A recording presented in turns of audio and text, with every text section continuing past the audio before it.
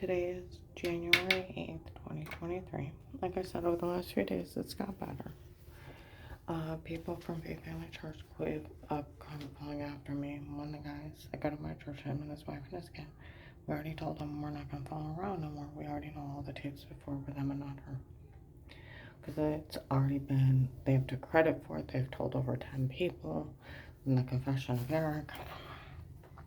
In Walmart on November 18, 22, Walmart 62, between 2 and 6 p.m. by the hair salon. He got drunk or high and came in and confessed. And they had already been looking for him and already been telling on him. I mean, this whole thing is a fiasco.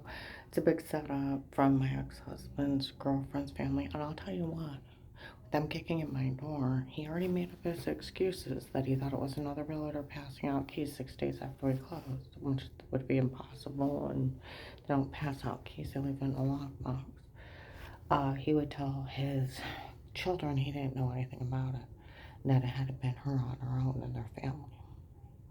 He will take no responsibility for this, that he knows nothing. He will throw them under the bus. They need to realize that. It's the agent out of this area, Michelle's family. Parts our family watching her doing this. The agent out of this area with retired judge, some kind of family or friend.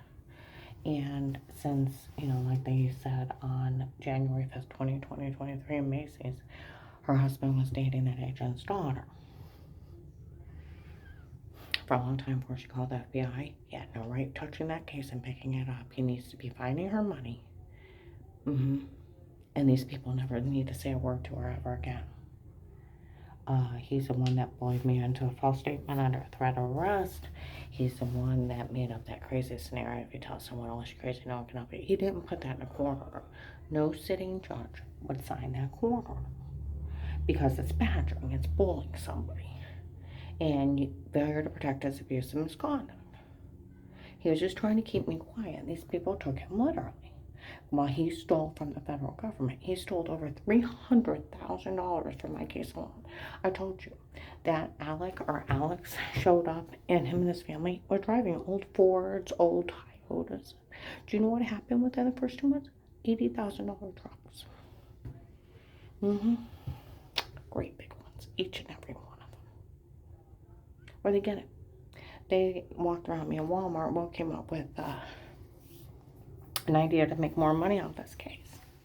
He's going to sell the login for $25 a pop, and then everybody has it. See, they even tried to blame poor, pathetic Ron Vega, where they made up that lie that a cult leader to brainwash people, that he knew I was faking I was sick and thinking I got wild, hurt that poor family with agreement. So he stole my money and let them hurt me in any way they can. When what I had went into spontaneous remission to 80% of the people that have it. And I had to really work and exercise to get mine going. And been working with a doctor for over 7 months and getting better the whole time. And it finally went into it. Had nothing to do with that kid's death. It was months later that I got well. But a brainwashing cult leader, Harold Strain, told everybody she was faking she was sick and thinking she got well while they're grieving because their kid died 2 months before that in a car wreck she had nothing to do with. And that agent playing with brainwashed people when all he had to do was Google it. That it's a common occurrence that fibromyalgia goes into spontaneous remission all the time after 1 to 2 years. See, he was just doing it to control people, and that agent was feeding off of brainwashed occult people. See, I was found innocent. He had, for him to steal that money, listed me informant, opened up a protected light case. No one talked to ever give me any money. They said he stole the money on day 1. It's not hard. I used to work with banking, and I'll tell you what, you put somebody's social in, you see every account. You have to log into a terminal to open that account. They put my social in. They'll see that I'm an informant, protected custody case, different police departments working. And guess what goes with the protected custody case? A $5,000 amount allowance. Then your housing, your income, your living expenses, your medical card. You know what I got? Police surveillance at home. That's it. And it would be entrapment, and they would be in trouble if I wasn't in a protected custody case with statements. He stole every dime from day one, they said, starting December 2nd, 22, at Wendy's Alliance between 11 and 12:30. Yeah. Uh-huh. Yeah. Mm-hmm. That he stole it from day one. They said clear up to Cleveland and the casino. That's that one that church tried to have killed. And it's not money why they helped out. No, because my ex found that agent out of his area, his daughter, agreed to help kill me. And then came up with an idea to embezzle out the witness protection program. List me informant, scare me into calling me, grab me my case out of his area, bully me, badger me on the phone so I'd be too scared to say anything. Well, he stole from the federal government. And then run around slandering me, thinking he tells enough people they'll just make it true where everybody's finding out. I thought we were supposed to follow around these guy churches. They made all that up. Somebody needs to help her. It's like, duh.